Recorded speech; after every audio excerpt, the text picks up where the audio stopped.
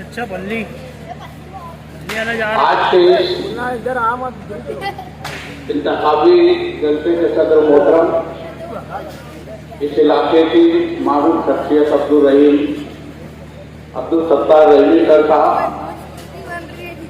कांग्रेस के नौजवान भाई और जो सरसम्मति में कांग्रेस और उसके सहयोगियों की तरफ से उम्मीदवारी कर रहे हैं।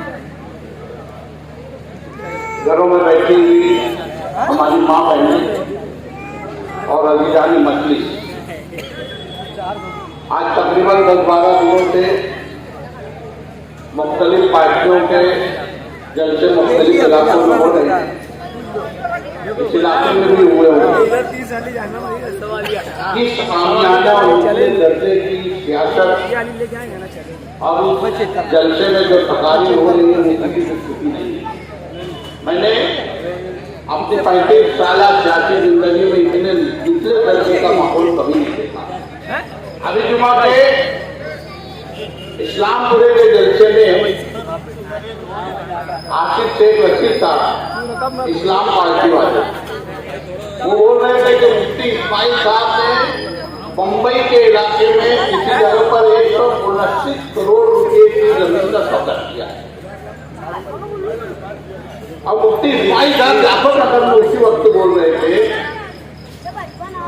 कि शेख रशीद घराने के लोग गैर कानूनी जमीनें खरीद कर गरीब गुरबा को लूटते हैं और अपनी जेबें भरते हैं। आप मुझे नुमाइंदा बनाइए, मैं तमाम लोगों को जेल की हवा खिलाऊंगा। मैं मुफ्ती साहब से पूछना चाहता हूँ कि जितने भी जमीन के घोटाले वाले अंदर हुए हैं, क्या सबको एमएलए नहीं अंदर किया है? क्या उनके ऊपर कानूनी कार्रवाई करने के लिए जरूरी नहीं कि आप एमएलए रहो, आप तो एक आम नागरिक होकर भी उनके ऊपर कार्रवाई कर सकते हो। इसी इलाके में कंडोम और निरोध की बात हुई और हमारे नफिल गांव आसिफ शेख साहब ने कहा था कि 23 तारीख तक रुकिए, हम भी पर्दा उठाएंगे और एक एक की बातें बताएंगे कि आपने क्या है, किस तरीके से मसाइल जिस तरह होते रहे, जब तो चेहरे पे पड़ी थी आईना धोते रहे। अपने आप का मुहावजा नहीं करते, ये नहीं देखते कि इन 5 सालों में हमने क्या पाया क्या खोया। एक खानदान मुसलसल 15 साल तक यहाँ पर एमएलए रहा, उसके घराने का अपराध बेशतर औकात में कारपोरेशन पर स्थापित रहे। 10 साल तक मुफ्ती इस्माइल साहब यहाँ की नुमाइंदगी की उन्होंने, और उनके भी सहयोगियों ने जब तीसरा महाज था 5 साल तक वो लोग भी कारपोरेशन पर स्थापित रहे। और शहर का क्या हाल है किसी से पोशीदा नहीं है। उसके बाद भी ये भीख मांग रहे हैं और कहते थे वो काम को, तो मतलब अभी तक आपने कुछ नहीं किया, कुछ करेंगे यही कहना चाहते हैं ना शायद। और मैं आप लोगों से पूछता हूँ, ये गटर, ये सड़क, ये वॉल कंपाउंड, क्या ये काम है? ये काम का एक हिस्सा जरूर है दोस्तों, ये काम नहीं है। एक नुमाइंदे का काम होता है कि वो असेंबली में आवाज उठाए, वहां पर अपने शहर के मसाइल की बात करे। और देखिए तकदीरें असेंबली और पार्लियामेंट बना करती है। वहां जिसकी तादाद होगी, जिसके मेंबर ज्यादा होंगे, जिनकी ताकत होगी, उनकी बात मानी जाएगी। एक तरफ आप आसिफ शेख साहब को देखिए, अकेले चल रहे एक सदस्य आजाद उम्मीदवार है, और दूसरी तरफ हमारे मुफ्ती साहब हैं, वो भी ऐसा लगता है पूरे महाराष्ट्र से अकेले नुमाइंदे नहीं। अब बताइए गिरते पड़ते अगर इनमें से कुछ चुनकर चला भी आया तो किस खाने में बैठेंगे? मैं आपको बताऊं कि जब सेशन चलता है तो वहां पर टोटल जितने घंटे होते हैं उस घंटे में मिनट की बुनियाद पर हर एक को मौका दिया जाता है। मान लो अगर 3 घंटे का सेशन है, 180 मिनट अगर हम 288 मेंबर ऑफ असेंबली पर तकसीम करें तो इन लोगों को 35-45 सेकंड से ज्यादा वक्त नहीं मिलेगा। अब बताइए 45 सेकंड में ये शहर की भला और बहबूद आपकी और हमारी बात, हमारे बच्चों के मुस्तकबिल की बात कैसे कर पाएंगे? ये किसी कोने में बैठे रहेंगे या इस्म रखने का मुजाहरा करते हुए जिधर उसको फायदा दिखेगा उधर घुस जाएंगे। कभी कभी ऐसा होता है कि बड़ी बड़ी पार्टियों को भी हिमायत के लिए किनारे पड़े हुए टूटे फूटे गिलासों की जरूरत पड़ती। उस वक्त ये जो आजादी के पर कोई फायदा लागू नहीं होता, वो बराबर अपना जाती फायदा उठाने के लिए इनको वोट देते। अभी पिछले गवर्नमेंट के जमाने में यही मजारा हमारे शहर के आमदार ने किया। वो तटक रहे, वो जानिबदार रहे, लेकिन गैर जानिबदारी की जबान में उनकी जानिबदारी बराबर करते। आज हम जिस दौर से गुजर रहे हैं, 2014 के बाद जो मंजरनामा इस पूरे मुल्क में है, अक़लियतें और खासतौर से मुसलमानों के ऊपर जो अरसा हयात कम होते चला जा रहा है, वो किसी की छुपा नहीं है। हम हर सांस से सोचते हैं कि हमारा बेटा, हमारा भाई बाहर शहर गए, जिंदा आएगा कि नहीं आएगा। मॉब लंचिंग के नाम पर, लव जहाज के नाम पर, रैन जहाज के नाम पर, बुरके के नाम पर, ट्रिपल तलाक के नाम पर, एनआरसी के नाम पर और न जाने की क्या क्या वाहियात बातों को इन बीजेपी और उनके सहयोगियों ने हम लोगों के लिए अख्तियार कर दिया। लेकिन 2024 के पार्लियामेंट के इलेक्शन में जिस जहानत का और जिस एकता और इतिहास का मुजाहरा अक़लियतों ने और खासतौर से मुसलमानों ने किया, उसने पूरे मुल्क को चौंकाया। हमने जमहूरियत की बका के लिए, संविधान के लिए, इस मुल्क के आईन के लिए, उसको बचाने के लिए हमने जमहूरी नुमाइंदों को चुनकर देने की कोशिश की। जहां कांग्रेस के नुमाइंदा ताकतवर हुआ वहां कांग्रेस को दिया। जहां पर हमको लगा कि हमको समाजवादी पार्टी के उम्मीदवार को मौका देना चाहिए, चुन के देना चाहिए, यूपी वगैरह में उसका मुजाहरा किया। जहां हमको बंगाल में लगा कि ममता बनर्जी की पार्टी को हम मदद करके जमहूरियत की बका के लिए हम खड़ियों में हो सकते, हमने वो किया। और 400 का नारा लगाने वाले 240 पे आ गए। ये जो कारनामा हुआ है, यकीन जानिए हम मुसलमानों ने किया है। और इस शहर में 2,05,000 वोट टोटल गिरी, उसमें 7-8 मुस्लिम खड़े थे।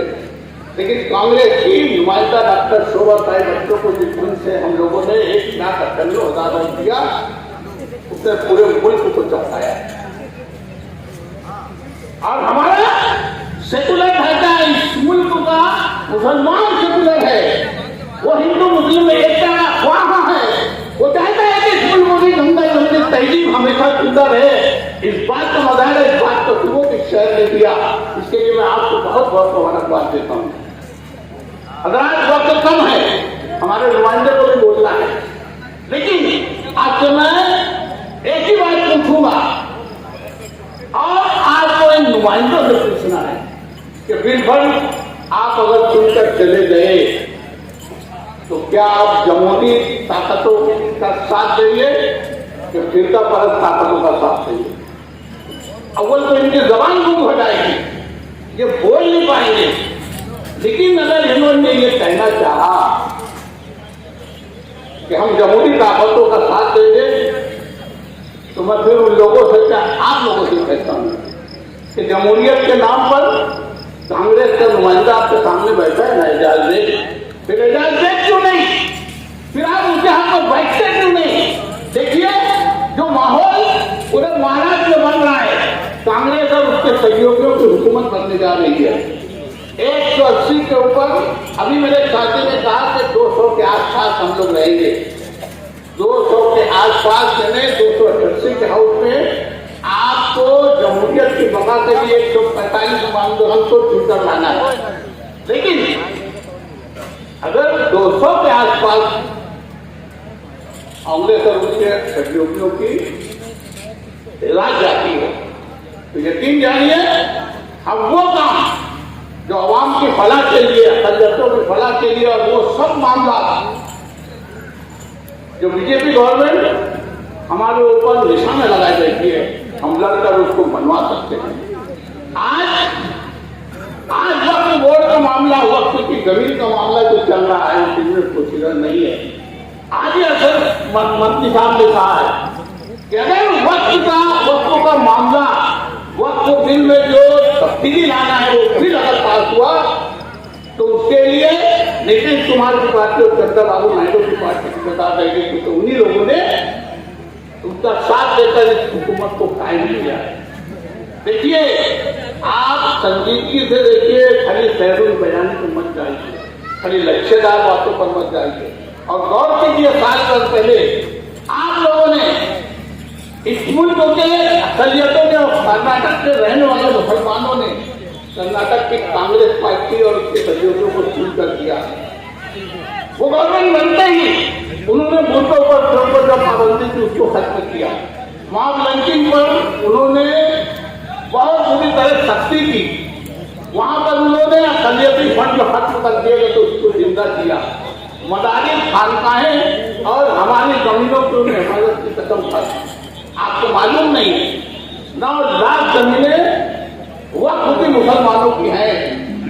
हवाई जहाज के बाद, रेलवे के बाद हिंदुस्तान में सबसे ज्यादा जमीनें अगर हैं तो वक्त के हम मुसलमानों की, और इसके ऊपर बीजेपी गवर्नमेंट की नजरें लगी हुई है।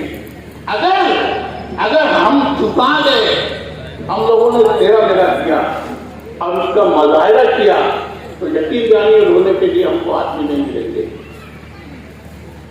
आज जैसा कि मैंने कहा कि महाराष्ट्र में कांग्रेस और उसके सहयोगियों की हुकूमत बनने जा रही है।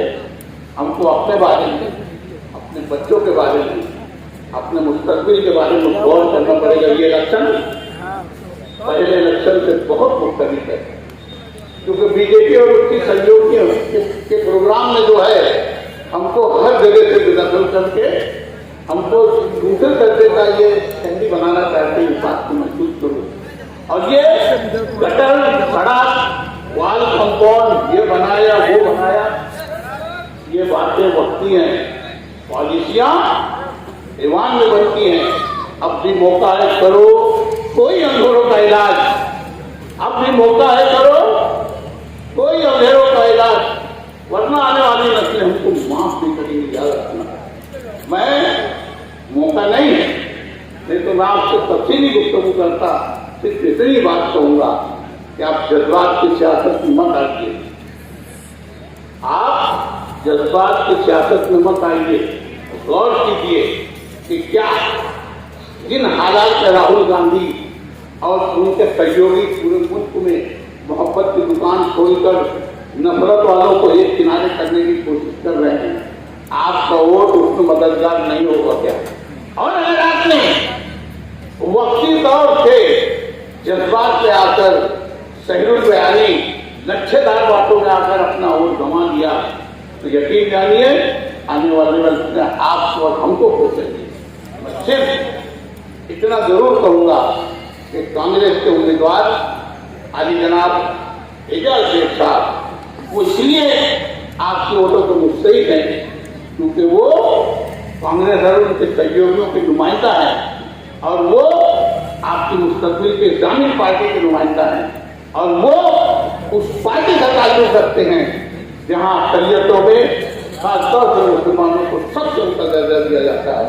तमाम अच्छी उम्मीदों के साथ क्या आप मेरी बात चेहरा में सुनी हुई बात नहीं रहेगी, आप लोगों के दिमाग में बैठेगी और आप लोग न सिर्फ अपने हद तक अपने साथ संगत खर्च में हर एक को इसके लिए राजी करेंगे कि कांग्रेस के उम्मीदवार एजाज शेख को आप वोट देकर